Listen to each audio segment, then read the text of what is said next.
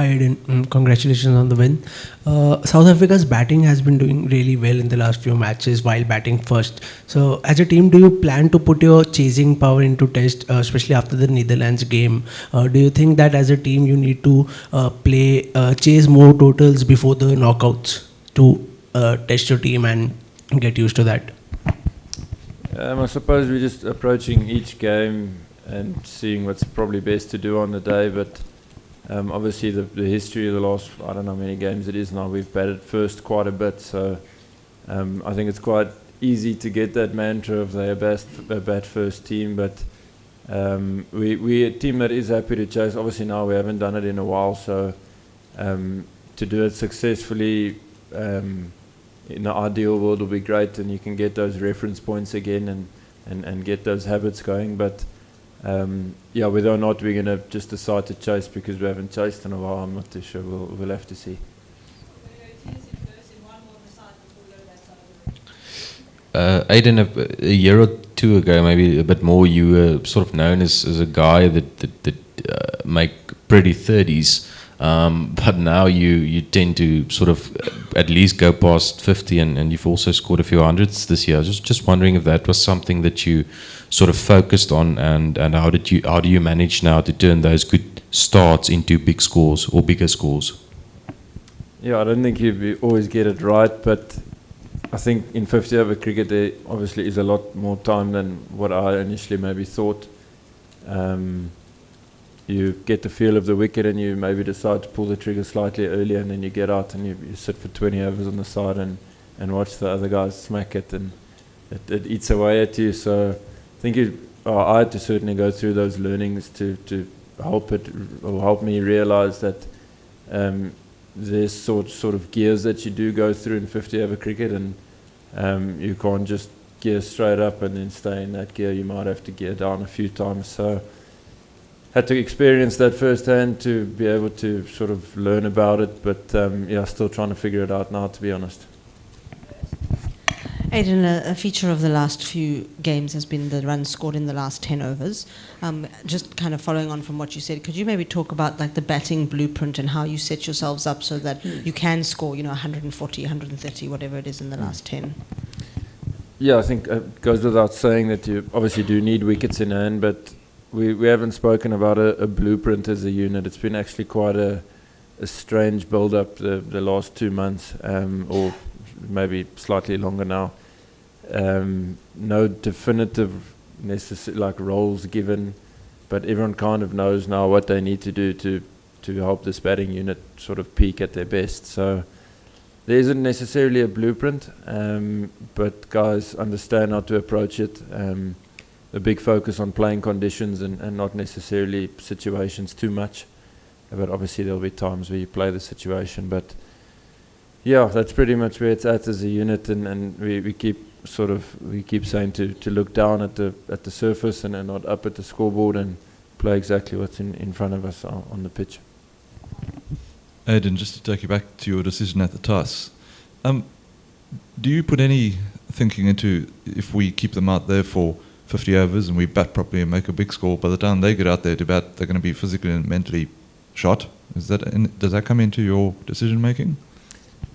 Maybe not before the game, but certainly while you're out there. I think today it wasn't as hot, to be honest, as it was for the England game, but it was still hot, and 50 overs is a long time to be in the field, whether it's hot or not. To be honest, it mentally takes quite a bit out of you. So there is that advantage, I would say, especially when conditions are on the hot side. So it's not a reason why we end up batting first. It's not the sole reason, but I suppose it is a slight benefit, or can potentially be a slight benefit if you do bat well first.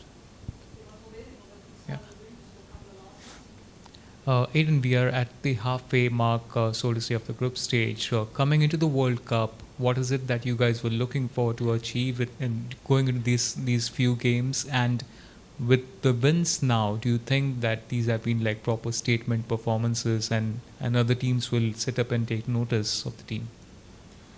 Yeah, I'm not too sure if it's putting statements out there. We're trying to sort of crack on with what we're trying to do and achieve as a team, and as every other team is, I'm sure they're here to get into that knockout stage and get to that final and then play a good game of cricket in the final as well. So that's pretty much where our focus is at.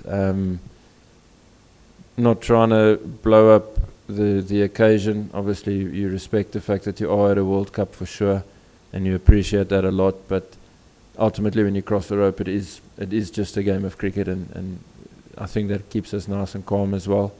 And hopefully, we can sort of continue that approach going forward. Aiden, I don't mean to take anything away from the rest of you guys, but Quinny's now reached 400 runs.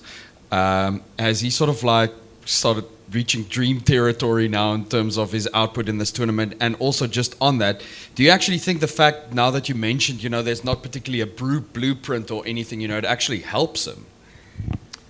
Could well be, yes. We all know Quinny to be the free-spirited guy that he is, but he actually has a fantastic cricket brain on him. So he assesses conditions really well and communicates that to us off the field even before we've walked out to bat. So adds a lot of value in that regard. And then sort of just, you never want to clip his wings really, you just want to let him fly. So he structures it the exact way he feels need, and we back that completely as a unit. So yeah, that's where we're at. I think, like I mentioned, we focus on conditions, we focus on really trying to take good options, and wherever that leaves us at the end of it, if that thinking was nice and solid, then we can sleep pretty well at night.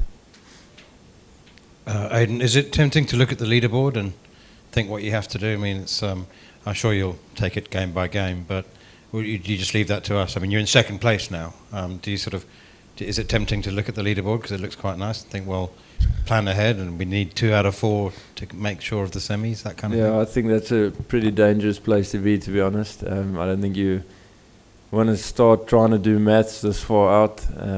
We've still got 4 games of cricket, and that's potentially 8 points up for grabs, and that's what we're going to try push for. I think if you start sitting and hoping for a result from this team and trying to work out we maybe only need 2 wins left or whatever it is, I don't think that's a great place to be as a unit. So I'm sure we'll stay far away from that and focus on the very next game and try back up performances that we've put in so far.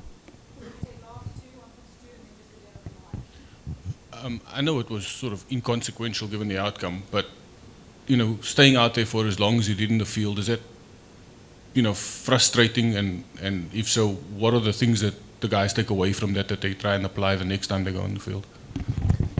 Yeah, naturally it's frustrating, I suppose, when you want to try bowl a team out as quick as you can. But we had pretty good plans in place, I felt, and went past the bat quite a bit in the back end of the innings, and the odd ball falling in no man's land didn't help much. But I think it was good for us to be able to tap into Death's plans to a batter that was in and putting us under a bit of pressure. So I think there was a lot of value in that for us. And then naturally to keep taking wickets from the other end is also good for the bowling unit. So sometimes you can get a bit frustrated on the field, but I think the game comes to an end and you sit back and you realise the good value that was out there in what happened for us.